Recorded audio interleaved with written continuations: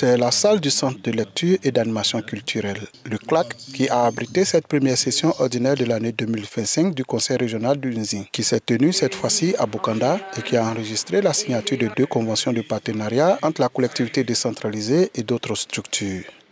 Les travaux à haute intensité de main-d'œuvre, les TIMO et les associations villageoises d'épargne et de crédit, les AVEC, 2 projets à fort impact, ont constitué les points saillants de ces signatures de partenariat lors de cette session délocalisée. Mis en œuvre dans 61 localités de la région, ces projets qui sont financés à hauteur de 1,170 milliard de francs CFA vont permettre à 800 jeunes d'être pris en charge pendant 24 mois. Cela va se déployer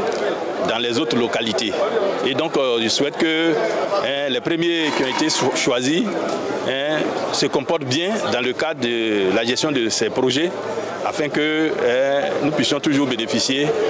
du soutien du CDD3.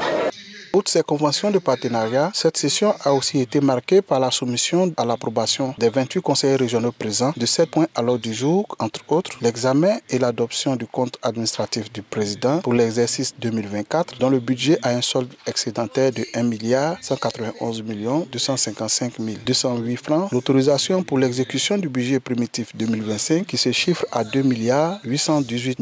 545 000 francs, constitué de 76 opérations d'investissement qui vont coûter 1,686 887 francs CFA. Il y a eu également la reconduction du bureau de la région de Nzi, ainsi que l'examen et l'adoption des règlements intérieurs du conseil, du bureau et du personnel. Après Bokanda, la prochaine session du conseil régional est prévue pour se dérouler à Kwasi-Kwasi-Kro, l'autre département de la région de Nzi qui, avec pour chef-lieu d'Imbokro, s'étend sur une superficie de 4 772 km² pour une population de 254 623 habitants selon le RGPH 2021.